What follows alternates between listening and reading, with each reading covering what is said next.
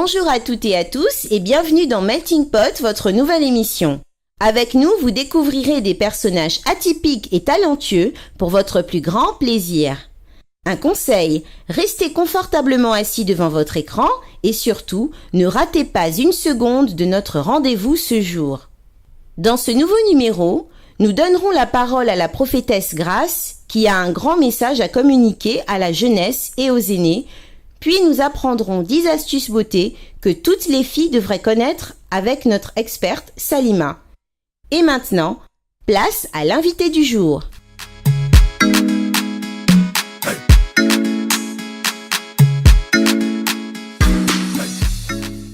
C'est au quartier Charbonnage que nous avons rencontré la prophétesse Grace. Écoutons-la. Bonjour, je suis la prophétesse Grace Nkoum, épouse Ifeanyi, mère de famille. Je suis gabonaise, je suis servante de l'Éternel à plein temps. C'est-à-dire en dehors de l'église, je ne fais rien, si ce n'est servir le Seigneur partout où il m'envoie. Pouvez-vous nous présenter votre ministère? Ok, je suis la responsable des ministères Gethsemane, ici à Libreville, de Bethesda à Port-Gentil et bien d'autres encore. Donc vous êtes une personne mais vraiment très chargée. Très chargée. C'est ma profession. D'accord. Être au service du Seigneur à plein temps, c'est-à-dire sans autre activité. D'accord. M'occuper des âmes, prêcher la parole de l'Éternel, méditer, annoncer le retour de Christ. Voilà, je crois au Seigneur Jésus, en lui seul. Vous occupez des fidèles. Ouais. Et je suppose que c'est une activité qui vous demande beaucoup de temps. Bien sûr. Et beaucoup d'énergie. Alors comment est-ce que vous arrivez en fait à concilier votre vocation et votre quotidien de maman, de mère de famille? J'arrive à... Déjà, ça commence par une bonne organisation de mon temps, une bonne organisation, une bonne répartition des tâches, accorder du temps tant à ma famille, donc ma maison, et aussi aux fidèles que je suis, aller dans les missions. Donc en somme, une bonne organisation. Vous est-il arrivé de songer à organiser dans votre ministère des campagnes de bonnes œuvres, c'est-à-dire des campagnes de dons, de charité, qui seraient destinées éventuellement aux nécessiteux qui ne font pas partie de votre ministère ou qui en feraient partie éventuellement? Bien sûr. Pour ne parler que d'hier, quand je parle d'hier, c'est Noël passé. Nous avons fait don de cadeaux, des habits dans un village pas très loin de Libreville. Voilà. Et sur Port-Gentil, là-bas, j'ai une association à but social qui travaille dans les familles pauvres démunies. Nous apportons à manger, nous avons même pour un cas de famille, un cas isolé, nous avons construit une maison pour une famille. On s'est occupé d'une personne qui avait besoin de plusieurs opérations. On a envoyé à Bongolo à plusieurs reprises aux frais, n'est-ce pas, de l'association. Donc c'est dans les cordes de mon ministère. Quel apport la religion peut-elle avoir pour la société en termes de développement selon vous? Un grand apport. Un grand apport. Nous avons, la Bible nous parle dans le livre de Daniel, au chapitre 1, à partir du chapitre 1, la Bible nous parle du roi Nebuchadnezzar qui a assiégé la ville de Juda. Donc, la Bible déclare au verset 2 que l'Éternel a permis que Nebuchadnezzar puisse s'accaparer de Juda. Et il a pris non seulement le roi Joachim, mais en plus la Bible précise quelque chose, que Nebuchadnezzar a aussi emporté des ustensiles qui appartenaient à la maison de l'Éternel. Amen. Et quand Nebuchadnezzar prend la ville, il demande à ce que le chef de ces eunuques puisse trier, prendre parmi les enfants d'Israël des jeunes personnes qui étaient de familles nobles, vraiment de pur sang israélite et avec une grande connaissance pour se présenter, pour siéger à côté de lui, Nebuchadnezzar. Là-dedans, nous avons, la Bible nous parle d'Anania, la Bible nous parle de Michaël, la Bible nous parle de Daniel, la Bible nous parle d'une autre personne qui a l'eunuque, le chef d'eunuque a transformé leur nom. Il a changé leur nom et Daniel devient Balthazar, Anania devient Shadrach et nous avons Mishak et Abed-Nego. Alors, qu'est-ce que l'Église peut apporter? Il fut un temps, le roi Nebuchadnezzar fait un rêve dont il ne se souvient pas. Amen. Alors il demande à ses mages, à ses féticheurs, à tous ces griots, ces marabouts, de rentrer en esprit pour définir le rêve, pour prendre dans son esprit à lui le rêve qu'il a fait et ensuite donner l'explication, chose qu'il ne pouvait pas faire. Et là, Daniel, quand il voit qu'on amène toutes les personnes qui entouraient le roi Nebuchadnezzar à l'abattoir, il demande qu'est-ce qui ne va pas. Et on dit parce qu'ils n'ont pas pu dire quel est le rêve que le roi a fait et en plus déchiffrer ce rêve, voilà pourquoi on les tue. Et Daniel dit, attendez, on va se mettre en prière, on va invoquer notre Dieu pour demander ce que le roi veut. Et alors, quand Daniel se met en prière avec Mishak, Shadrach, Abed-Nego, la Bible nous déclare que Daniel, divinement inspiré, dit « J'ai reçu de la part de Dieu, je vais donner le rêve ». Et il vient devant Nebuchadnezzar et il explique à Nebuchadnezzar le rêve qu'il a eu et ce que cela veut dire. Amen. Et à partir de là, le roi Nebuchadnezzar pouvait dire, nous sommes dans le chapitre 2, il dit à Daniel, oui, votre Dieu est réellement le vrai Dieu. Voici un exemple de ce que l'Église peut apporter à une nation.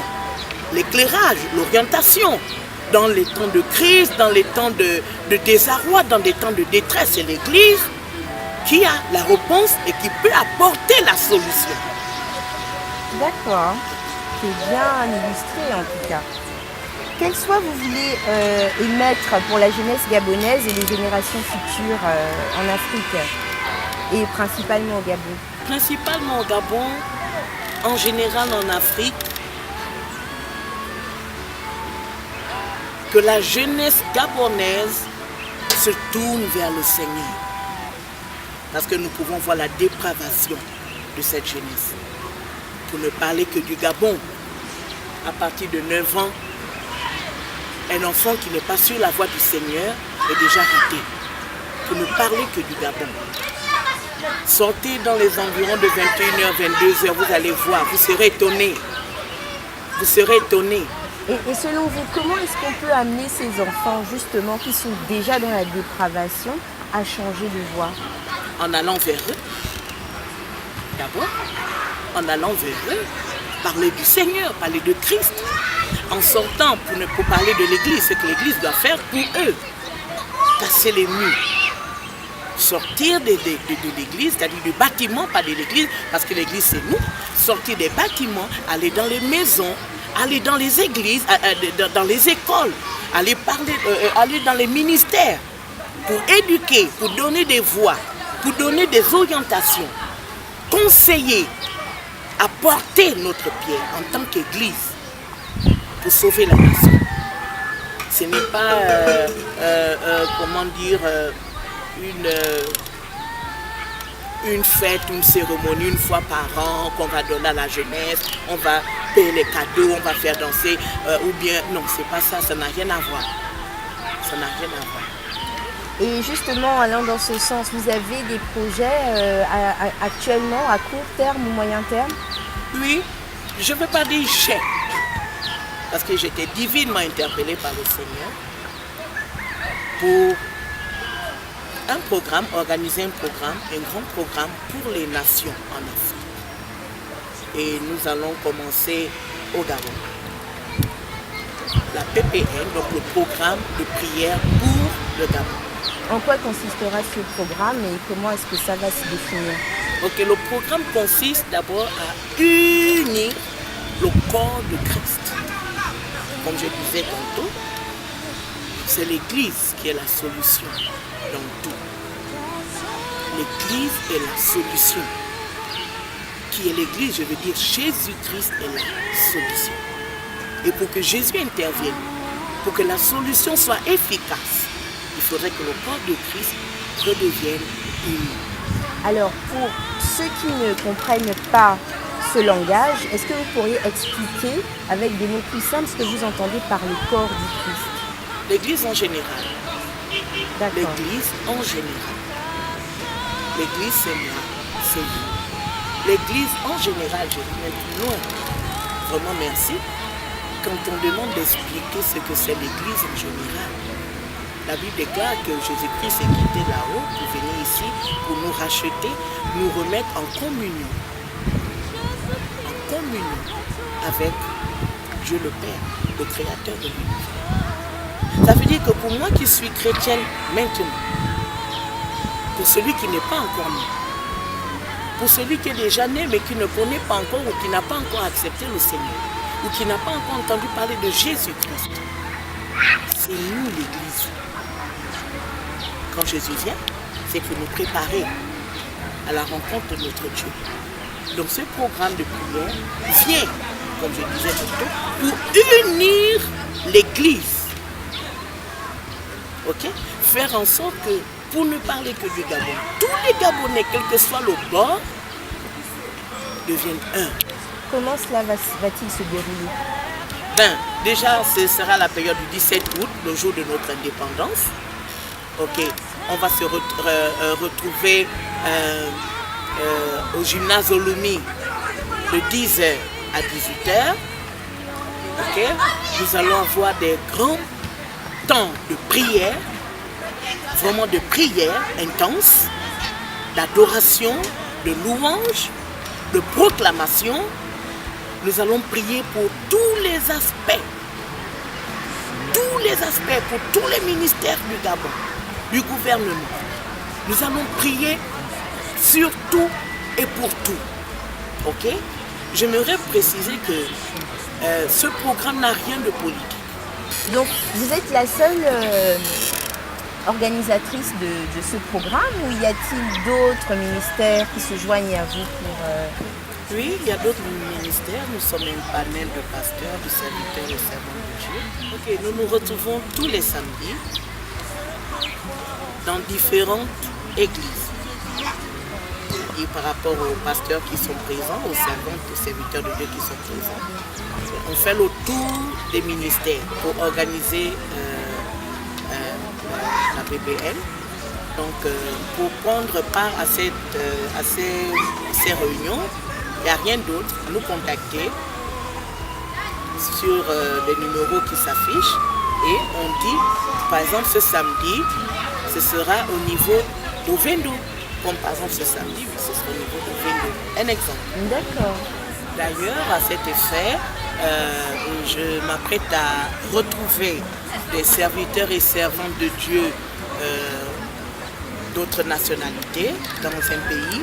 Dans la période du 17 juillet, voilà, nous allons nous retrouver pour établir aussi comme ça déjà le programme de PPN dans ces différents pays qui seront représentés par eux, mes confrères, serviteurs et servantes de l'État, pour mener à bien ce programme qui d'ailleurs vient s'asseoir, je veux dire, sur d'autres programmes de prière pour la nation qui ont déjà eu lieu bien auparavant et même pendant que nous parlons, il y a d'autres programmes de prière qui se tiennent par rapport à la nation.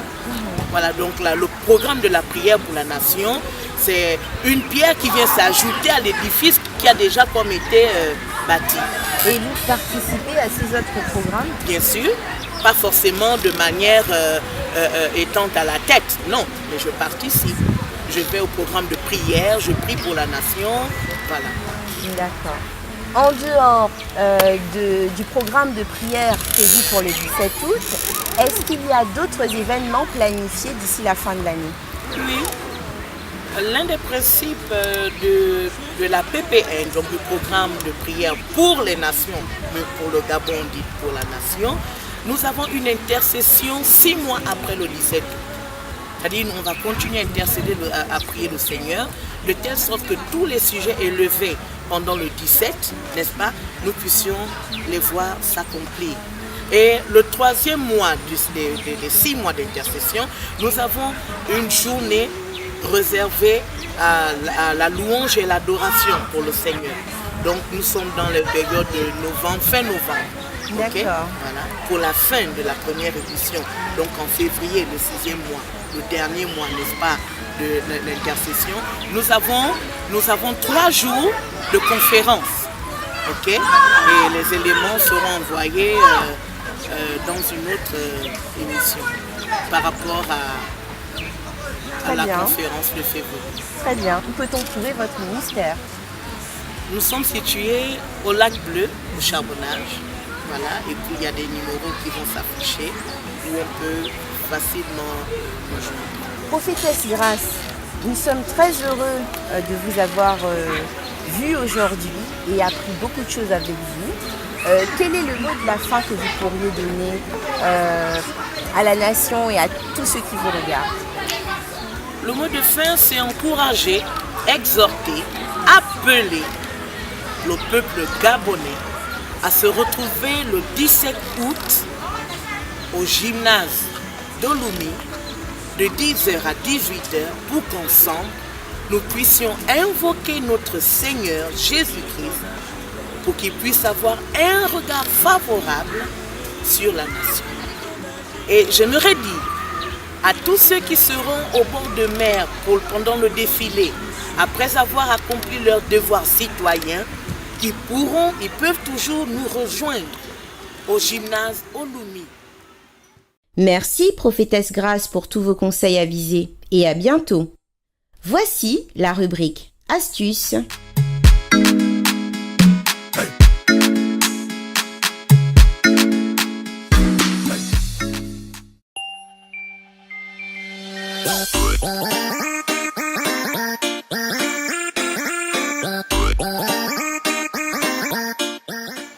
Salut ma beauty, welcome back to my channel. Non, je rigole, je vais pas parler anglais aujourd'hui.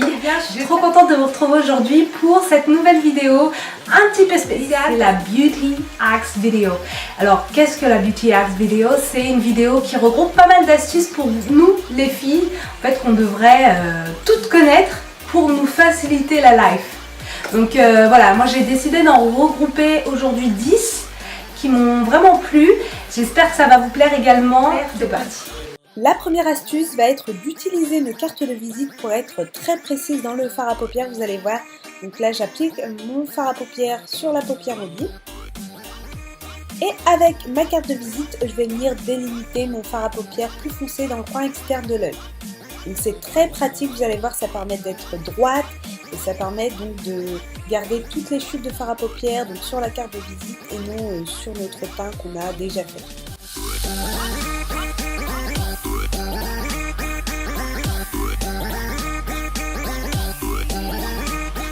La deuxième astuce, elle est juste génialissime, c'est en fait pour avoir des cils bien épais qui vont vous permettre de bien allonger vos cils, va être d'utiliser de la fécule de pomme de terre, oui, de la maïzena que vous avez dans la cuisine.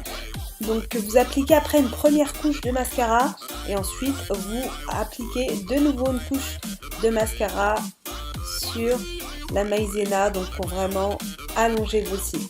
C'est génial.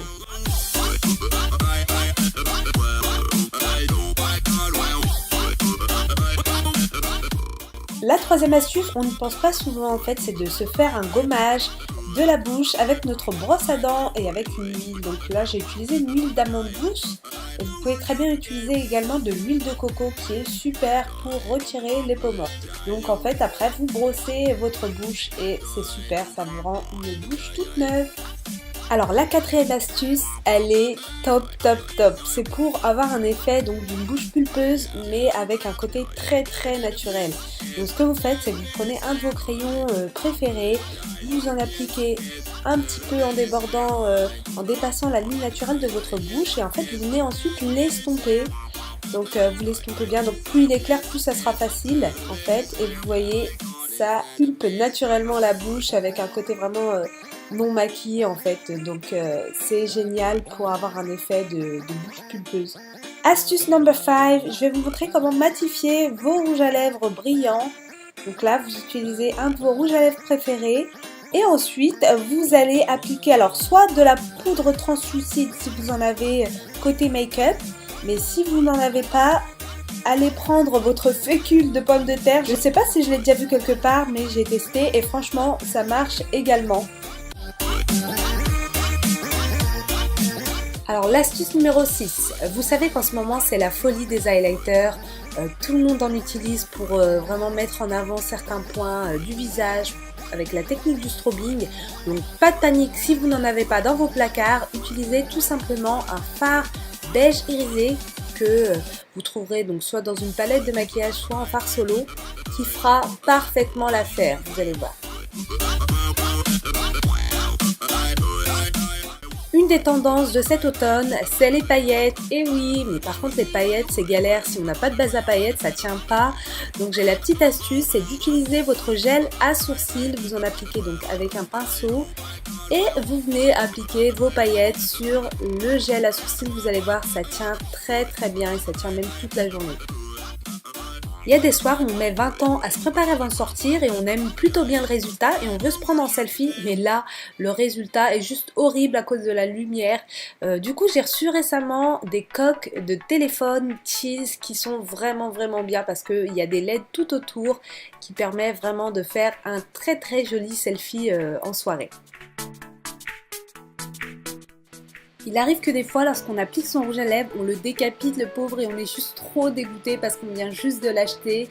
Mais vous inquiétez pas les filles, j'ai une solution pour vous. Il suffit de chauffer le restant de votre rouge à lèvres avec un briquet et venir repositionner le raisin avec l'aide d'un pinceau. Et votre rouge à lèvres est comme neuf. Alors là, la 10e astuce, c'est vraiment la meilleure pour la fin. Alors, vous savez, vous qui, comme moi, avez la peau grasse et quand vous vous maquillez, au bout de quelques heures, vous vous retrouvez à briller vraiment à mort. Et là, franchement, la solution que j'ai trouvée, mais elle est magnifique. Vous prenez un filtre à café, alors ça coûte pas cher, il y en a plein dans la boîte. Et vous la coupez en 4 en fait, donc vous allez pouvoir même en avoir 4 ou plus, si, en fonction de comment vous allez couper le filtre que vous allez mettre dans vos sacs les filles, parce que regardez-moi comment ça absorbe l'huile. Et là je vous assure, j'ai mis de l'huile d'amande douce, donc c'est pas que un peu du gras de la peau, c'est vraiment de l'huile que j'ai mis. Et regardez comment ça a tout absorbé et ça a tout matifié, donc j'étais choquée moi-même, j'étais trop contente parce que c'est vraiment un de mes gros problèmes. Donc voilà, j'étais trop contente. J'espère que toutes ces astuces vous ont plu. Je vous fais plein de bisous. Voilà, Melting Pot, c'est fini pour aujourd'hui. Si vous aussi vous êtes artiste et que vous avez du talent, ou tout simplement que vous travaillez sur un projet que vous souhaitez faire connaître au grand public, n'hésitez pas à nous contacter à l'une des adresses sur l'écran. Salut les loulous et à très vite pour un prochain numéro de Melting Pot.